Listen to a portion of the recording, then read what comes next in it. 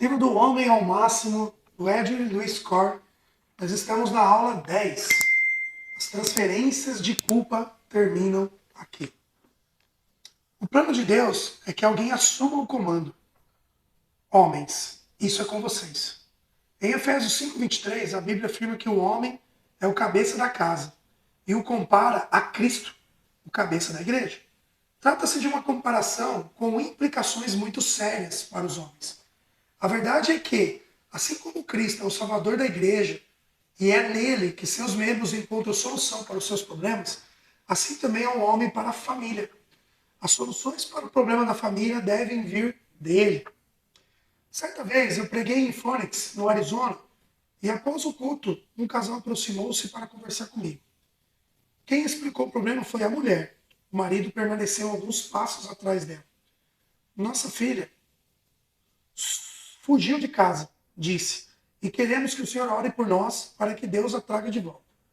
Terei muito prazer em orar por vocês, pedindo isso a Deus, repliquei. Em seguida olhei para o marido e indaguei. E você, não quer dizer nada? Não, respondeu. Creio que ela disse tudo. Então oramos. À noite eles voltaram para o culto.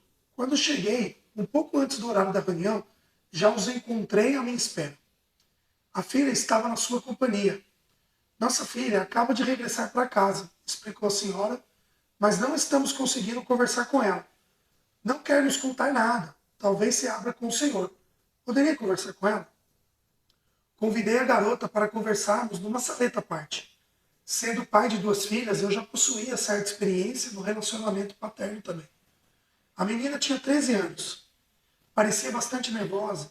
Fiz-lhe algumas perguntas simples. A princípio, limitou-se a responder por monossílabos. A certa altura da conversa, indaguei. O que acha de sua mãe?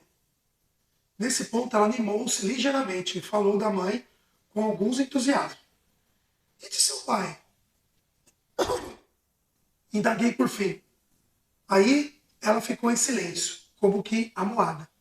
Aguardei um instante, esperando que respondesse alguma coisa. Nada, ela disse. Alguma coisa errada com seu pai? Eu perguntei. Ela continuou quieta, sentada. Olhou para o outro lado e não respondeu. Não disse uma palavra. Então mudei o assunto e falamos sobre outras coisas. A certa altura, ela começou a contar-me um problema que tivera. E indaguei por que não falara dela ao seu pai. Ele não escuta, afirmou em tom brusco. Como assim? Eu inquiri. Ele nunca escuta, falou. Sempre que tento contar ou explicar alguma coisa para ele, ele não nos ouve. Não aceita de forma alguma o meu lado da questão. E sempre diz que a culpa é minha. Agora, ela se abria, falando sem parar. Eu não entendi tudo, compreendi qual era o problema. Alguns minutos depois, levei-a de volta aos pais. Eles me fitaram na expectativa que eu iria dizer. Tive uma ótima conversa com sua filha, disse. Acho que o problema pode ser resolvido. O pai não disse nada.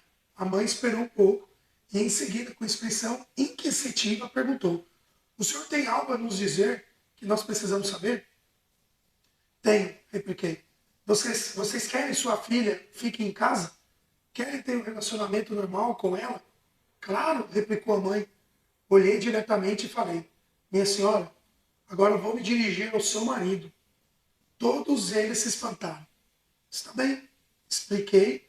Posso orar de novo por sua filha e fazer com que vocês, a oração com consenso, vou pedir a Deus que ela experimente uma mudança total de coração, mente e atitude e que vocês gozem de um relacionamento familiar perfeitamente normal.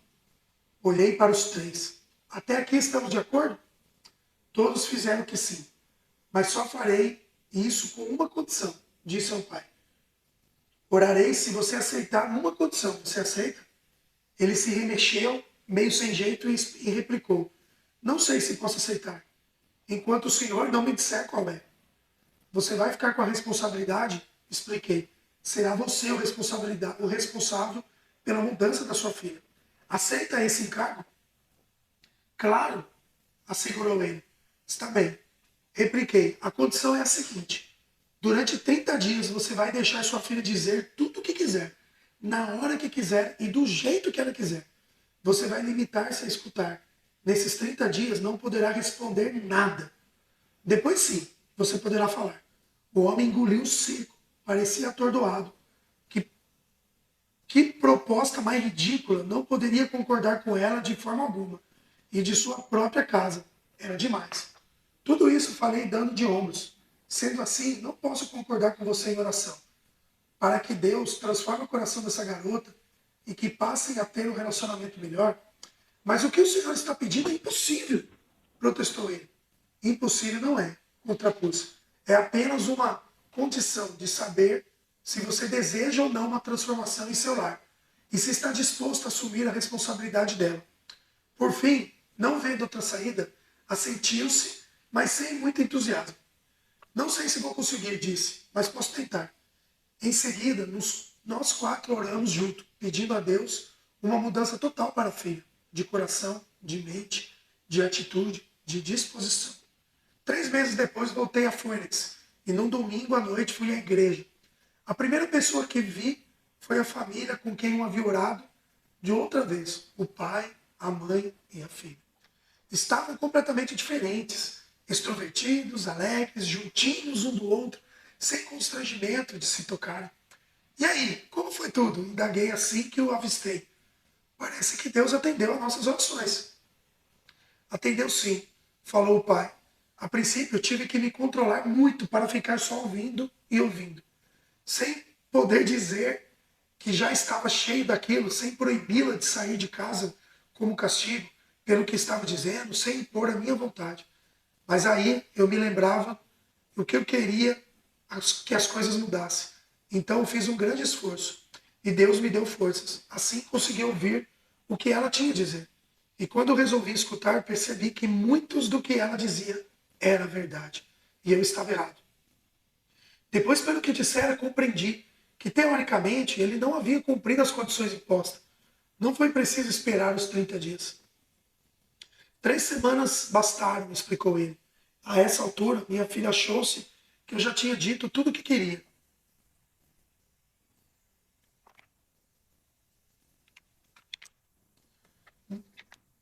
Tudo o que queria. Uma noite, ela entrou no meu quarto, sentou à beira da cama e disse: por agora, já falei tudo o que eu queria. E o Senhor, o que tem a me dizer?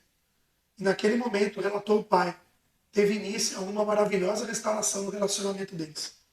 Eu e minha esposa abrimos os braços e ela se aproximou. Nos abraçamos e nos demos muito carinho. Confessei que eu havia errado muito com ela.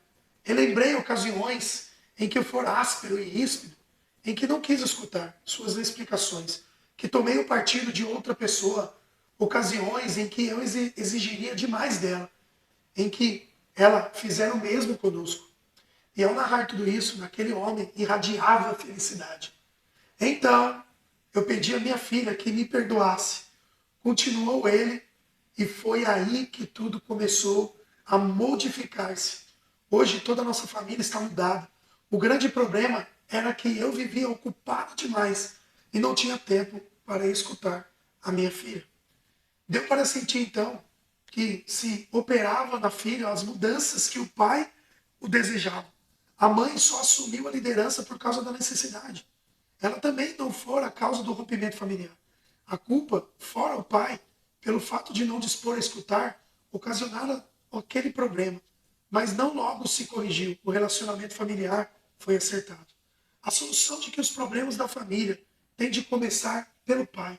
Milhões de homens cometem o mesmo erro desse senhor.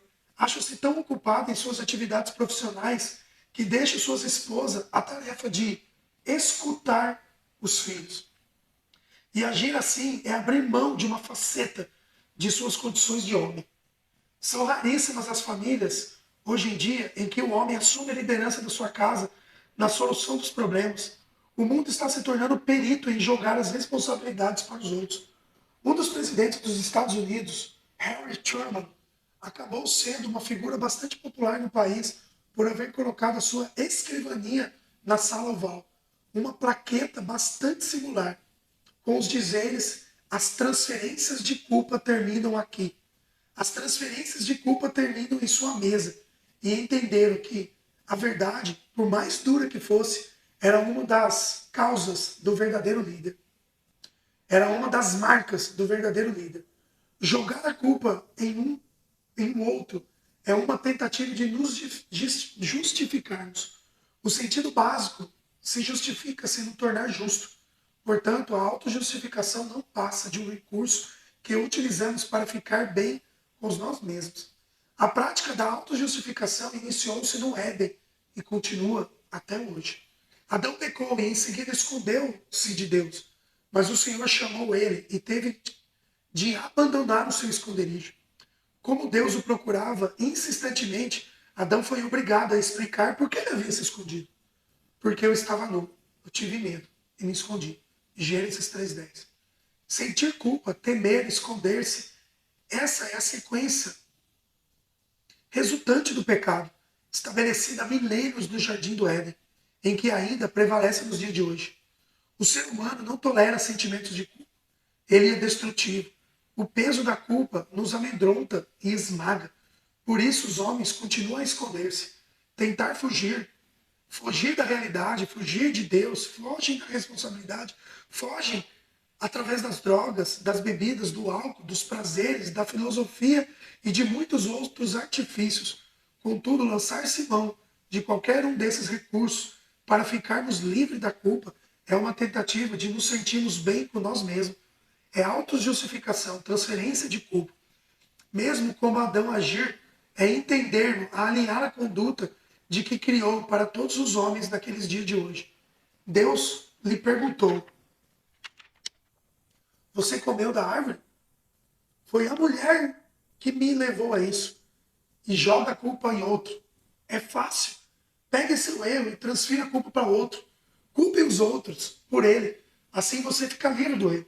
Transfere essa culpa para o outro. Reparemos como Eva repreendeu direitinho. Reparamos como Eva aprendeu direitinho com o exemplo de Adão. Quando Deus lhe perguntou o que havia comido do fruto da árvore, ela usou o mesmo recurso que ele. Foi o diabo que me levou a isso, falou. O comediante Will Gibson já ganhou milhões de dólares e fez muita gente rir com essa frase. Mas na realidade, ela não é nem um pouco engraçada. Eva justificou-se botando a culpa no diabo. Entretanto, o máximo que ela conseguiu foi demonstrar que todo o pecado da origem de Satanás utilizou um fato verdadeiro da maneira errada. A verdade é o alicerce da vida, mas é possível usar-se a verdade de forma errada, como, por exemplo, fazer chantagem. Eva também fez uso indevido da verdade. E como aquele que lança a mão nesse mesmo curso, a autojustificação está agindo errado. Vejamos como esse processo está enraizado no ser humano através de um incidente corriqueiro, que por ocasião, no café da manhã, em qualquer casa, pai e filho estão sentados à mesa. E a mãe foi buscar alguma coisa na pia. Em dado momento, o menino vai pegar um pãozinho, esbarra na xícara e derrama o café com leite na mesa. Imediatamente olha para o pai. Este o encara com raiva, dá um tapa na mão dele e diz: quantas vezes eu já lhe falei para prestar atenção no que você está fazendo? É claro que o filho não responde nada e começa a chorar. A mãe pega um pano e limpa a mesa. Pois bem, uma semana depois temos o mesmo cenário. Desta vez é o pai que, ao pegar o pão, esbarra na sua xícara de café e derrama um pouco à mesa.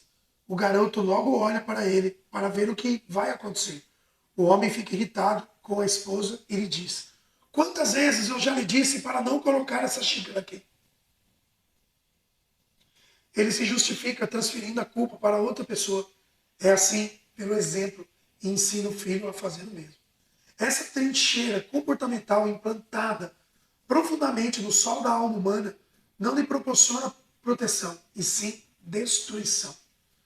Hoje em dia, o homem pratica com perícia o que Adão e Eva criaram, num instante de desespero.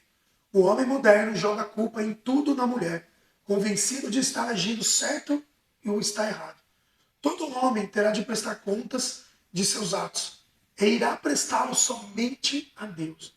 Daí a grande importância do Calvário, onde Cristo morreu. Ela é única para quem podemos transferir nosso pecado e receber o perdão de Deus. O Calvário é o único lugar onde podemos ficar livres da culpa. A sociedade está sofrendo as trágicas consequências do fato de um homem estar tentando encobrir seus erros, seus pecados e equívocos. Há muitos que preferem deixar o casamento. Há muitos que preferem deixar o casamento fracassar e confessar o seu pecado, comunicar. Há muitos que preferem deixar o casamento fracassar a confessar o seu pecado e comunicar vida nova no seu relacionamento conjugal. Há outros que preferem deixar a sua firma falir, a reconhecer com falhas e instilar nela uma nova vida. Há outros que preferem deixar os filhos fugir de casa, frustrados, a assumir seus defeitos e tentar aceitar o relacionamento com eles. O homem que se nega a confessar seus próprios pecados, que prefere omitir-se, acaba deixando que os problemas destroem os membros da sua família. É um covarde. Há ocasiões em que o silêncio é de ouro, mas há outras em que o ouro ele não tem nada a ver. Deus quer que a família tenha uma liderança forte. A esperança para isso é o homem. Eu tenho um amigo muito chegado, a quem identifiquei pelo nome de Jerry. Quando Jerry e sua filha mais nova era adolescente, insurgiu contra o modo de vida dos pais. Tornou-se muito voluntarioso, independente e rebelde. Fazia o que bem entendia, que os pais gostavam ou não. Saía de casa sem avisar. Aparecia que sempre havia um rapaz envolvido nessas saídas.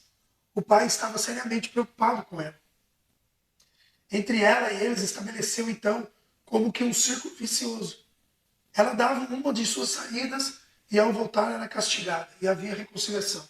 E isso se repetiu várias e várias vezes. Certo dia, Jerry desapareceu. Aflito, os pais o procuravam durante 48 horas, ligando para os parentes, indagando com certa descrição pela vizinhança e entre os amigos da jovem na tentativa de não envolverem a polícia no caso. Mas afinal, sentiram que não havia outra saída.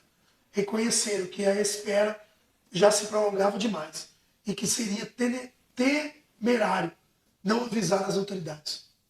Mas as notícias ocorrem celeres na confraria dos adolescentes. Assim que os pais tomaram a decisão de chamar a polícia, os súditos condinários de Jerry correram a avisá-la. Em menos de uma hora, a menina estava em sua volta em casa. Escondeu-se na casa de uma amiga, que se residia nas proximidades. Mas a essa altura, a notícia que seu desaparecimento se espalhava, pois os pais haviam notificado a polícia e todo mundo sabia o que aconteceu. Jerry jurou para si mesmo que a castigaria severamente, a filha. Iria humilhar, assim como ela humilharia a família. Eu estava a par de tudo, pois acompanharia toda a evolução do problema. Sabia que ele estava sofrendo como pai e como homem. Ele se sentia muito envergonhado e decidiu que ela iria sofrer por ela estar sofrendo. Por ele estar sofrendo. O que ele não percebia, porém, era que o castigo que pretendia aplicar na filha não seria apenas o corretivo de uma vingança pessoal. Por isso, não iria modificá-la. Serviria apenas para endurecer ainda mais o coração da jovem. Compreendi que precisava ter uma conversa com ele, naquele momento. Era ele que necessitava ouvir. Convidei-o para ir tomar um café. Estaríamos a solas. Apenas eu e ele. Tivemos uma conversa franca, de homem para homem. Pegamos nosso café e depois de algumas palavras, disse-lhe, sabe o que está acontecendo com você? Está ressentido, porque acredita que a sua filha sujou o seu bom nome aqui no bairro, enfraqueceu sua posição na igreja, machucou sua reputação como homem e pai. Acha que por causa dela você está perdendo seu status. Ele me fitava meio espantado, mas eu continuei falando o seu próprio bem. Afinal, Jerry, eu era o seu amigo. Em primeiro lugar, todo mundo aqui tem esse tipo de problema com os filhos. Pode não ser exatamente igual ao seu, mas todos são bem parecidos. Portanto, essa gente não está te olhando com atitude crítica, como você pensa. Eles estão te olhando, é a reação que você vai ter. Então, estão esperando para que você vai resolver a situação. No momento, todo mundo está com pena de ela, por causa da sua reação como pai. Portanto, ela não está nem um pouco em sentido ao que você fez. Ele não respondeu nada, continuei a olhar. Se você quer, se você que está sofrendo, continue. E que está escorreando nela. O que tem a fazer agora é perdoar novamente. Dar-lhe muito amor. Esforce-te para tentar dialogar com ele. Peça a Deus que lhe dê sabedoria ao que deve fazer e dizer. Contudo, se continuar condená-la, não poderá dialogar com ela. Disse-lhe que não veja o mundo para condená-lo para que venha salvar. João 3,17. Jesus disse que não veio ao mundo para condená-lo, mas para salvá-lo. João 3,17. Cabe a você pedir a Deus que aponte a solução. Além disso, sendo o cabeça da casa, a sua responsabilidade é tomar a iniciativa de encontrar a solução. Assim que você se modificar, sua filha começará a mudar também. Disse-lhe mais algumas coisas, mas em suma foi isso. Passaram-lhe alguns dias em que eu visse. Quando nos encontramos, fomos outra vez tomar um café. Sentamos e permanecemos no silêncio por um instante, com a xícara de café na mão. Eu fiquei aguardando. Depois que você me disser tudo aquilo, eu fiquei aguardando. Depois que você me disse tudo aquilo, príncipe. Depois que você me disse tudo aquilo, principiou ele. Pensei muito e cheguei à conclusão de que você estava errado. Mas depois, quanto mais eu analisava meus atos, minhas intenções e tudo o que eu disser, mais eu ia me convencendo de que está certo. O ponto, você tinha razão. Continuei calado, sem dizer nada, apenas escutando. Já bem tarde naquela noite em que conversamos, eu prosseguiu ele. Fui para o fundo do quintal, onde faço meu devocional. E quando lá eu estava, ocorreu-me qualquer que fosse a causa de rebeldia de Jerry. O fato era que eu tinha que encontrar a solução, ou que pelo menos começasse a procurá-la. E contei que se pôs a caminhar no quintal de um lado para outro orando, a sós com Deus. E de repente começou a pedir perdão pelos meus erros. Eu pedi que renovasse o meu coração, a mente, de modo que eu pudesse encontrar a solução. Foi então que Deus transformou o coração de Jerry. Naquele dia, naquele instante, de preciosa intimidade com Deus, teve início a transformação da família. Nos dias que se seguiram, o que se passara secretamente entre aqueles homens e Deus tornou-se notório para todos. A divergência que havia entre o pai e a filha foi sanada. As feridas emocionais cicatrizadas. A tensão mais uma vez deu lugar à afeição. E a desejável solução foi encontrada.